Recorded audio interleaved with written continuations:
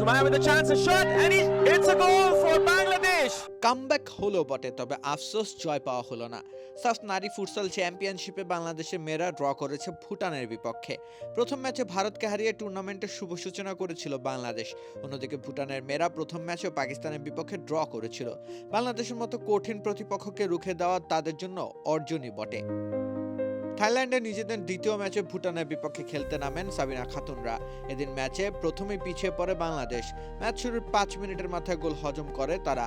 বলে রাখা ভালো, সাফ নারী ফুটসল চ্যাম্পিয়নশিপে 20 মিনিটে ভাগ করা 2 অর্ধ। প্রথমার্ধেই বাংলাদেশ সেই গোল শোধ করে দেয়। আগের দিনের গোল স্কোরার সুমাইয়া মাতসুসিমা এদিনও স্কোরশিটে নিজের নামটি তুলে নেন। তবে দ্বিতীয়ার্ধে ভুটানের মেয়েরা কাউন্টার অ্যাটাক কাজে লাগিয়ে এগিয়ে যায় 3-1 গোল ব্যবধানে। বাংলাদেশ জয়ের অনুসন্ধান চালাতে গিয়ে ম্যাচটাই প্রায় হেরে যেতে বসেছিল। আমরাই নাম্বার ওয়ান। নাম্বার ওয়ান হচ্ছে মেরিল পেট্রোলিয়াম জেলি। কিন্তু সাবিনা খাতুনরা হাল ছাড়তে চাইলেন না। ম্যাচে যখন আর 6 মিনিটের মতো সময় বাকি, তখনই অধিনায়ক সাবিনা কামব্যাকের ভাবনা ঢেলে দেন দলের বাকিদের মস্তিষ্কে। ভারত বধের অন্যতম কারিগর ছিলেন তিনি। ভারতের বিপক্ষে জোড়া গোলের পর ভুটানের বিপক্ষেও তার নামটি লেখা হয় স্কোরশিটে। সাবিনার দারুণ দক্ষতার গোলের পর দ্বিগুণ উজ্জীবিত হয়ে যান বাংলাদেশের মেয়েরা। ম্যাচে 4 মিনিট বাকি থাকতে ভুটানের জালে বাংলাদেশের তৃতীয় গোল জড়ান মাসুরা পারভিন।